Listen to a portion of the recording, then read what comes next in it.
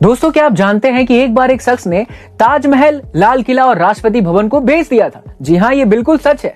1978 की बात है जब नटवर लाल नाम के एक आदमी ने नकली गवर्नमेंट ऑफिसर बनकर ताजमहल, लाल किला और राष्ट्रपति भवन को एक फॉरेनर को ही बेच दिया था। लेकिन अब सवाल ये है कि नटवर लाल ने ये ऐसा किया कैसे।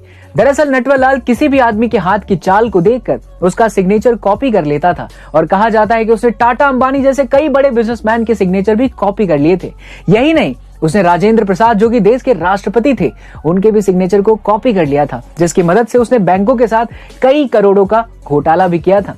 वहीं ताजमहल, लाल किला और राष्ट्रपति भवन को भी एक फॉरेनर को बेच दिया था। वैसे दोस्तों, आपने भी कहीं ना कहीं नटवर लाल का नाम जरूर सुना होगा, जिन पर एक मूवी भी बनी है। उस मूवी का नाम क्या है, कमेंट सेक्शन में जरूर बताएं। गाइस, क्या आप जानते हैं कि डोनाल्ड ट्रंप ने एक बार कोटक महिंद्रा बैंक, जो कि इंडिया का बैंक है, उस पर केस कर दिया था। जी हाँ गाइस, ये बात है साल 2008 की, जब कोटक महिंद्रा बैंक ने कोटक ट्रंप कार्ड नाम से एक क्रेडिट कार्ड लॉन्च कर दिया। और जब ये बात डोनाल्ड ट्रंप के पास पहुंची तो उन्हें बड़ा गुस्सा आया, क्योंकि डोनाल्ड ट्रंप इस नाम से अपने कई बिजनेसेस चलाते थे और इसके ट्रेडमार्क राइट्स भी डोनाल्ड ट्रंप के पास ही थे। और इसलिए उन्होंने साल 2010 में दिल्ली हाई कोर्ट में बैंक के खिलाफ एक केस रजिस्टर कर दिया। लेकिन कोटक महिंद्रा बैंक भी कहां हार मानने वाला था, क्योंकि उसे पता था कि अगर वो इस केस को जितना ज्यादा खींचेगा, उसकी पॉपुलैरिटी उतनी ही ज्यादा बढ़ेगी। और इसी वजह से वो नाम बदलने के लिए बिल्कुल भी राजी नहीं हुआ।